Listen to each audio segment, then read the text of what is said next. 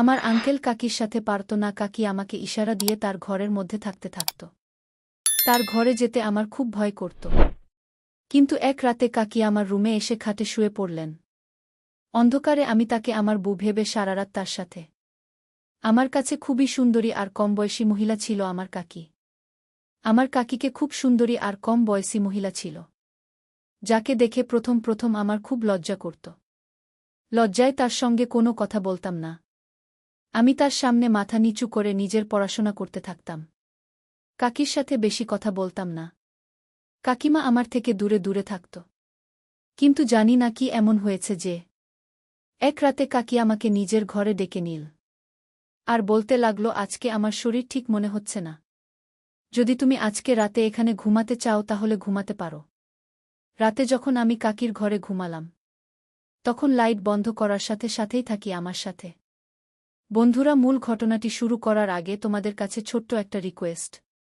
তোমরা যারা এখনও আমার চ্যানেলটিকে সাবস্ক্রাইব করেননি, তারা অবশ্যই আমার চ্যানেলটিকে সাবস্ক্রাইব করে পাশে থাকবে। তাহলে এবার আসল ঘটনাটি শুরু করি। আমার নাম শিবু। আমি কাজের খোঁজে এদিক ওদিক ঘুরেছিলাম, কিন্তু আমাদের এলাকায় কোথাও চাকরি পাচ্ছিলাম না। একদিন আমার বন্ধু জিৎ আমাকে বলল যে কলকাতায় ওর একা থাকে, সেখানে গেলে তাকে কোনো না কোনো কাজে ঢুকিয়ে দেবে। আমি খুব বেশি পড়াশোনা জানতাম না। আমি কোনো রকমে মাধ্যমিক পাশ করেছিলাম। আমার একটা কাজের খুব দরকার ছিল, তাই বাধ্য হয়ে আমি আমার বন্ধু জিতের কাকার বাড়িতে গেলাম। ওর কাকা আমাকে নিজের বাড়িতে একটা কাজ দিয়ে দিল। যখন আমি সেই বাড়িতে গেলাম তখন আমার মালিক মানে আমার বন্ধুর কাকা, যাকে আমি আঙ্কেল বলে ডাকতাম, তিনিও আমাকে কোনো প্রশ্ন জিজ্ঞেস করলেন না। শুধু আমাকে একটা কাগজ দিয়ে বললেন, এই অ্যাড্রেসে চলে যাও। যে অ্যাড্রেসটা আঙ্কেল আমাকে দিয়েছিলেন, সেটা কোনো এক ডাক্তারের ছিল। আঙ্কেল বলতে লাগলেন যে এই ডাক্তার আমার বন্ধু সেখানে গেলে সে তোমার কিছু টেস্ট করবে। যদি সেই টেস্টের রিপোর্ট পজিটিভ হয়, তাহলে তোমাকেই কাজ দিয়ে দেব, না হলে নয়। আঙ্কেলের কথা শুনে আমি হতবাক হয়ে গেলাম যে আঙ্কেল আমার কী ধরনের টেস্ট করাতে চাইছেন। আমি খুব টেনশনে ছিলাম যে এটা এমন কি কাজে টেস্টের রিপোর্ট ঠিক হলে পাবো, না হলে না। যদিও আমার খুব টেনশন হচ্ছিল, কিন্তু আমি কি আর করব, এই সময় আমার একটা কাজের খুব দরকার ছিল। তাই আমি মালিক মানে আঙ্কেলের দেওয়া অ্যাড্রেসে চলে গেলাম। ডাক্তার আমার অনেক রকম টেস্ট করল, আর কিছু সময় পরে রিপোর্ট এল। তিনি আমাকে সেই রিপোর্ট দিয়ে দিলেন। আমি বাড়িতে এসে সেই রিপোর্ট আঙ্কেলকে দেখালাম। রিপোর্ট দেখে তিনি বললেন, খুব ভালো, তোমার শরীর স্বাস্থ্য ভালো, দেখতেও তুমি খুব ভালো, রিপোর্টও তোমার ঠিক আছে। তাই এই কাজটা তোমাকে দিচ্ছি। তুমি কাল থেকেই কাজে চলে এসো। আমার বিশ্বাস হচ্ছিল না যে এত বড় মানুষ এত সহজে আমাকে চাকরিতে রেখে দিলেন। সেটা শুধু একটা রিপোর্ট দেখে আসার পর থেকেই বারবার এই সমস্ত চিন্তাতেই হারিয়ে যেতাম যে না জানি ডাক্তারের রিপোর্টে কি লেখা ছিল। রিপোর্ট ইংলিশে লেখা ছিল, আর আমার মতো টেনেটুনে মাধ্যমিক পাশ মানুষের জন্য এই জিনিস বোঝার সহজ ছিল না। পরে সে যখন এই কথা আমি আমার বুকে বললাম, তখন সে বলতে লাগল, তুমি শুধু শুধু এত কিছু ভাবছ, এটা বড়লোকদের একটা নিয়ম বলতে পারো। এই সমস্ত বড় লোকেরা খুব সন্দেহপ্রবণ হয়। এরা আমাদের মতো গরিব লোকদেরকে কাজে রাখার আগে টেস্ট করিয়ে নিতে চায় যে আমাদের মধ্যে কোনো বড় অসুখ নেই তো। তাদের মনে ভয় থাকে চাকরদের এই সমস্ত অসুখ যাতে তাদের না হয়ে যায়। আমার বউয়ের কথা ঠিকই ছিল। এই কারণে আমি চিন্তামুক্ত হয়ে গেলাম। আমার কাজের প্রয়োজন ছিল, যেটা আমি খুব সহজে পেয়ে গেলাম। পরের দিন থেকেই আমি কাজে চলে গেলাম। কাকি খুবই সুন্দরী ছিলেন। আমি যখন প্রথমবার তাকে দেখলাম তখন আমি মনে মনে ভাবলাম, আমার বউ যদি এরকম হতো। কিন্তু আমি একজন সাধারণ চাকর। তাদের টাকা পয়সার কোনো অভাব ছিল না। এই অবস্থায় কাকে আমাকে নিয়ে বাজারে যেত, কেননা আজকাল বেশিরভাগ সময় বাইরে থাকতেন। তাদের কোনো সন্তান ছিল না। জানি না কি দোষ আঙ্কেলের মধ্যে ছিল, নাকি কাকির মধ্যে ছিল, তাদের কোনো সন্তান হয়নি। কিন্তু তাদের মধ্যে কখনোই কোনো লড়াই ঝগড়া হতো না। তারা দুজনেই খুব সুন্দরভাবে থাকতেন। একদিন আঙ্কেলের পুরনো চাকর বাড়িতে এসে আমাকে কেমন আছে জিজ্ঞেস করে বলতে লাগল, তুমি টেস্টের সফর হয়ে গেছ? আমি বললাম, হ্যাঁ। তখন সে বলতে লাগল, মনে রেখো, এই মালিক মানে যাকে আমি আগেই বলতাম, তিনি খুব তাড়াতাড়ি চাকর বদলিয়ে নেন। এটা শুনে আমি ঘাবড়ে গিয়েছিলাম। আর ভাবতে লাগলাম যে এত তাড়াতাড়ি চাকর বদলানোর পিছনে কি কারণ থাকতে পারে।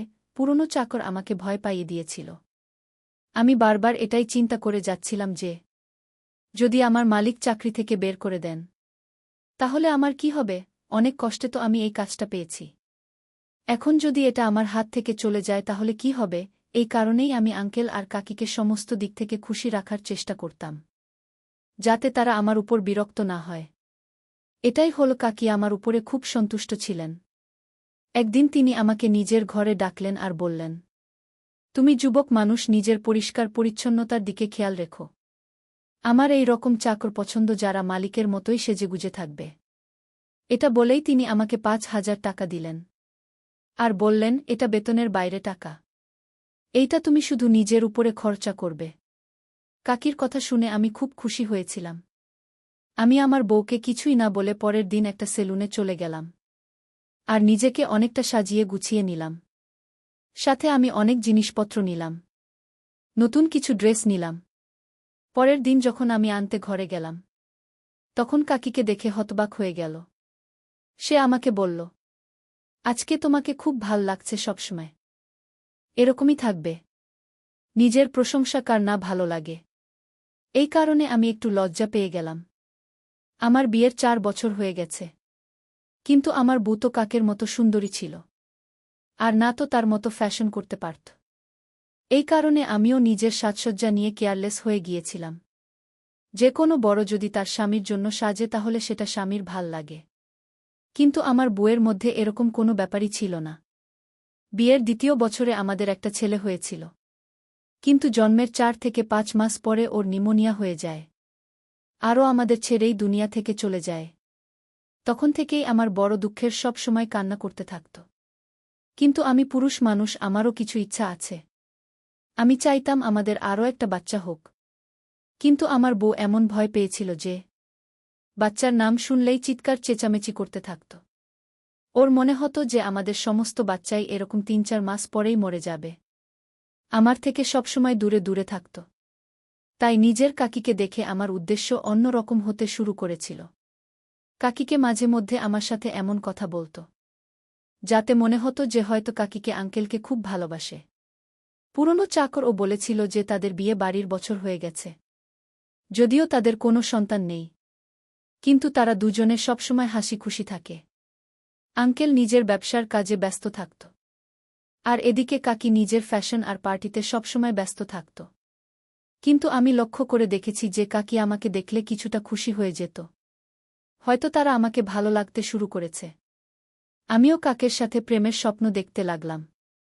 সিনেমা বা নাটকে যে রকম সুন্দর কাকির সাথে তার নিজের গরিব চাকরের প্রেম হয়ে যায়, ঠিক তেমন আমিও নিজের মনের ভেতরে কাকিকে নিয়ে অনেক স্বপ্ন সাজিয়ে রেখেছিলাম। কাকে ভালোবাসতে শুরু করেছিলাম। আমি দিন রাত শুধু এই স্বপ্নই দেখতে থাকতাম। এই সবই ভাবতে থাকতাম যে কাকে কি আমার কাছে আসবে আর আমাকে বলবে, আমি তোমাকে ভালোবাসতে শুরু করেছি। এভাবেই দিন চলতে লাগল। এক রাতে আমি ঘুমিয়েছিলাম। যখন আমি পাশ ফিরলাম ঘুমের মধ্যে, আমি এরকম মনে হলো যে আমার বিছানায় আমার সাথে আমার বউ নয় বরং কাকে শুয়ে আছে। আমার বউ তো ছেলের দুঃখে নিজেকে কঙ্কালসার বানিয়ে নিয়েছিল, কিন্তু কাকিমা আমার মতো গরিব চক্রের রুমে কিভাবে থাকতে পারে, এই চিন্তা মাথায় আসার সাথে সাথে আমি সেটাকে আমার নিজের স্বপ্ন ভেবে লজ্জিত হলাম। কিন্তু যাই হোক না কেন, আজকাল কাকে আমাকে দেখে হালকা হেসে দিত। সে বারবার আমাকে তার ঘরে কোনো না কোনো কাজের জন্য ডেকে নিত, আর আমাকে নিজের সামনে থেকে সরতেই দিত না। কাকি আমাকে দেখে বিনা কারণে হাসতে থাকত। জানি না এই হাসির কারণ কি, কিন্তু আমি কাকির কাছে কিছু জিজ্ঞেস করতে পারতাম না। আমার এই চাকরিটা খুব প্রয়োজন, এই কারণে আমি চুপচাপ থাকতাম। কাকি কি আমাকে জন্য ঘরের মধ্যে কোনো কাজকর্ম থাকত, আমি সেটা তাড়াতাড়ি করে দিতাম যাতে কাকি কোনো অভিযোগ করার সুযোগ না পায়। কাকিকে খুশি হয়ে আঙ্কেলের কাছে আমার প্রশংসা করে, যাতে আঙ্কেল আমাকে এই চাকরি থেকে বের করে না দেয়। আমি পুরো সততার সাথে নিজের কাজকর্ম করতাম। এরপর একদিন হঠাৎ কাকির শরীর খারাপ হয়ে গেল। তিনি অসুস্থতায় পড়ে গেলেন। আমি কাকিকে হাসপাতালে নিয়ে গেলাম আর আঙ্কেলকে ফোন করে এই খবর জানিয়ে দিলাম। আঙ্কেল কয়েক ঘন্টা পরে হাসপাতালে চলে এলেন। এর কিছু সময় পরেই আঙ্কেল আর কাকিকে যখন হাসপাতাল থেকে বাইরে বের হল, তখন তাদেরকে খুব খুশি দেখাচ্ছিল। পরের দিন আমাকে বলল যে আমি মা হতে চলেছি। ওই দিনই আঙ্কল আমাদের সবাইকে মিষ্টি খাওয়ালো আর সবাইকে কিছু কিছু টাকাও দিল। এসব দেখে আমিও খুব খুশি হয়েছিলাম। কিন্তু আমার এই খুশি খুব বেশি দিন স্থায়ী হল না। এদিনের পর থেকে আমার দিকে চোখ খুঁটিয়ে দেখত না। আমি যখনই তার সামনে দিয়ে যেতাম তখনই কাকিকে নিজের মাথা নিচু করে নিত।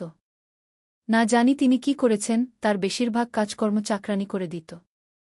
এখন কাকি বাইরে যাও কম করে দিয়েছে। এই কারণে কাকের সঙ্গে দেখা সাক্ষাৎ প্রায় হয় না বললেই চলে। কিছু দিন তো আমার মন খুব খারাপ ছিল। আমার কাকিকে দেখার অভ্যেস হয়ে গেছিল। জানি না কখন থেকে আমি কাকির ব্যাপারে এত ভাবতে শুরু করেছিলাম। হয়তো কাকির প্রতি আমার ভালোবাসা হয়ে গিয়েছিল। কিন্তু সাধারণ চাকর ছিলাম। আমাকে চাকরি করতে হবে, এই কারণে আমি বাড়ির কাজকর্মের উপরে খুব মন দিতে শুরু করলাম। এভাবেই কাটতে লাগল। আর তারপরে সে দিন এসে গেল যখন কাকি এক বাচ্চার মা হল।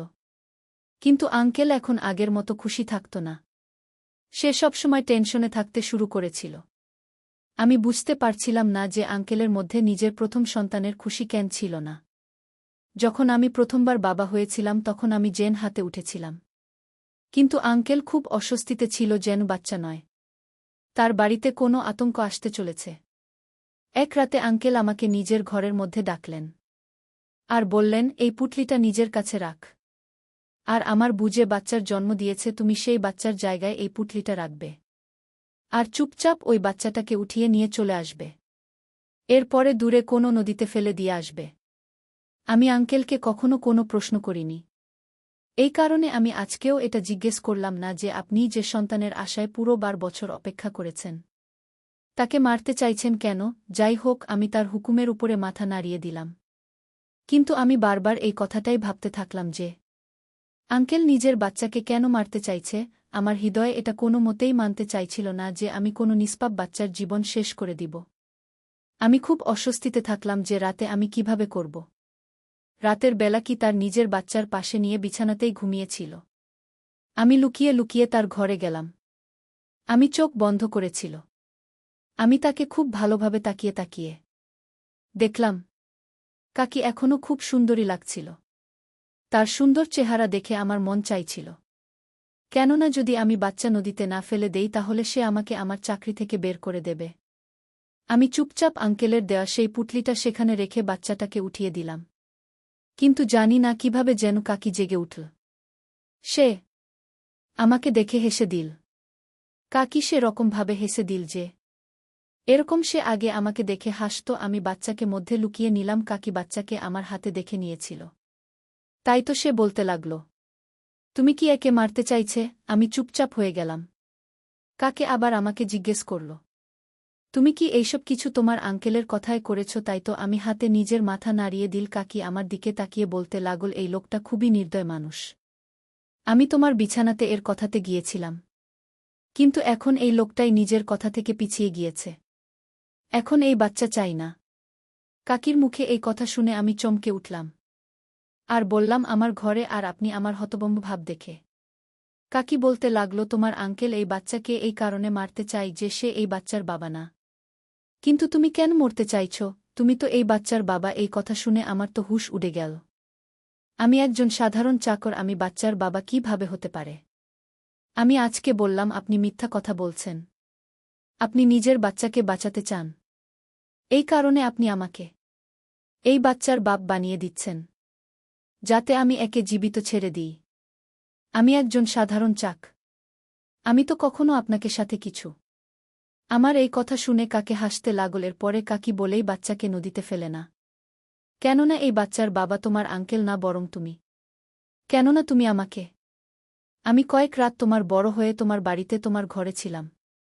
এটা শুনে আমি চমকে উঠেছিলাম যে এটা কি ধরনের ফাইজলামি। এরপরে আবার আমি ভাবতে লাগলাম, তাহলে কি সেগুলো আমার স্বপ্ন ছিল না? যখন আমার এরকম মনে হতো যে আমার সাথে আমার বউ নয় বরং কাকি ছিল, আমি বিছানার উপর ধপ করে বসে পড়লাম। আমার কাছে বিশ্বাস করা ছাড়া কোনো রাস্তা ছিল না। কিন্তু আমি হতবাক ছিলাম যে এত সুন্দরী মালকিন যাকে আমি কাকে বলতাম, সে আমার সাথে এসব কেন করছিল। এই কথাটাই যখন আমি কাকির কাছে জিজ্ঞেস করলাম তখন সে বলতে লাগল আমি খুব সুন্দরী ছিলাম। কিন্তু আমার জন্ম গরিব পরিবারে হয়েছিল, অভাবের তাড়নায় আমার বাবা আমাদের সবাইকে নিয়ে শহরে কাজ করতে এসেছিল। এখানে আমার দেখা তোমার আঙ্কেলের সাথে হয়েছিল। আমার ছোটবেলা থেকেই বলল খাবার খুব স্বপ্ন ছিল।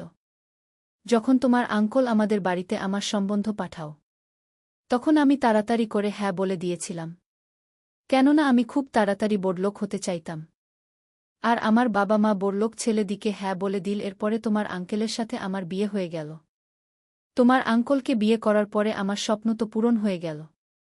কিন্তু বিয়ের কিছু সময় পরেই আমি জানতে পারলাম যে তোমার আঙ্কেলের মধ্যে মা হওয়ার দেওয়ার ক্ষমতা নেই।